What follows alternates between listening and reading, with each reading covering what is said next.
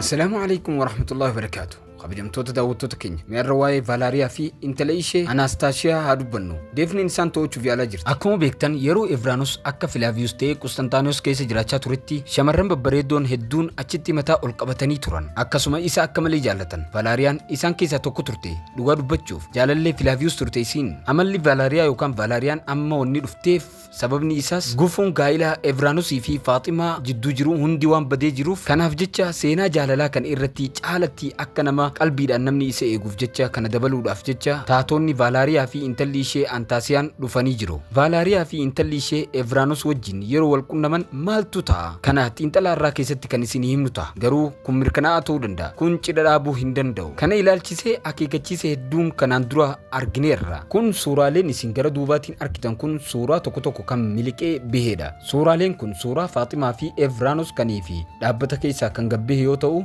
uffata cidhaa isaanii uffachuun mul'achuu danda'aniiti jiru. Suuraaleen kun bakka itti waraabamu irraa dhume irratti waan ta'aniif yookaan siizinii dhumaa waan ta'eef achirraa gabbeeti jira. Cidha isaanii xumura bara siizinii bara kanaa yookaan bara kana dhumarratti akka agarsiifamu ifaadha. Namoonni baay'een karaalee miidiyaa garaagaraatiin akkas jedhanii footoon kunillee kan bahee jiru yoo ta'u bifa saniin dhumarratti akka cidha isaanii gaggeeffamu dubbachaati jiru. Haa ta'u malee kutaalee lamaan xumura bara dorgommii duraa Vaalaariyaa fi Antaasiyaan fiilima kana bifa ajaa'ibaatiin uumuudhaaf yookaan akka nama hawwatu taasisuudhaaf kan dhufanidha. Waldhabdeen Filaaviyoosii fi Andirees gidduutti uumame sababa kanaani. Sababni waldhabdeen isaanii ka'eef sababa Andirees jaalallee isaa butee boodarra isheen du'uu ishee dhufee Filaaviyoositti hime. Sababa kanaan waldhabdeen uumame. Amma Vaalaariyaan yeroo Filaaviyoos yookaan Evraanus duratti dhiyaattu baay'ee ni rifata. Garuu ammoo miira jaalala isheef inqabaatu yookaan miira jaalalaa isheedhaaf inqabaatu. Sababni isaas duraanuu qalbiin isaa guutumatti Faaximaadhaaf kennee waan jiruuf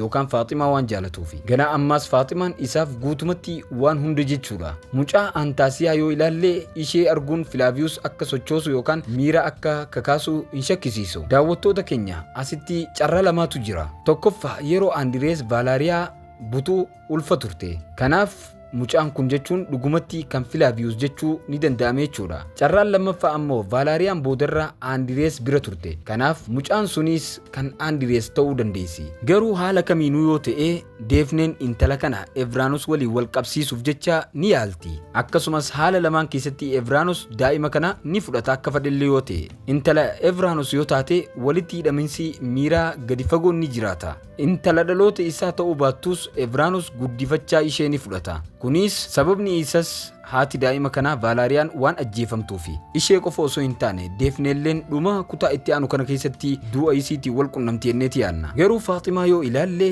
Evraanus seenaa isa darbeef jettee hin komattu. Cidha isaan lamaanii arguu ni jaallattu. Cidha isaanitti ni gammaddu. Komentii irratti nu barreessuu hin dagatina. Yoo viidiyoon keenya kan xiinxala keenyaa isinitti tole laayik godhuudhaan akkasuma hiriyoota keessaniif sheer godhuudhaan vaayiraala isaa ol kaasaa isiniin jenna. Warroonni haaroo taatan subscribe godhachuudhaan mallattoo bilbilaa kana tuqxanii Oromoo Riikardii hordofuu ni dandeessu. Galatooma haga viidiyoo biraa qabannee walitti dhufnutti nagaan nuuf turaa isiniin jenna.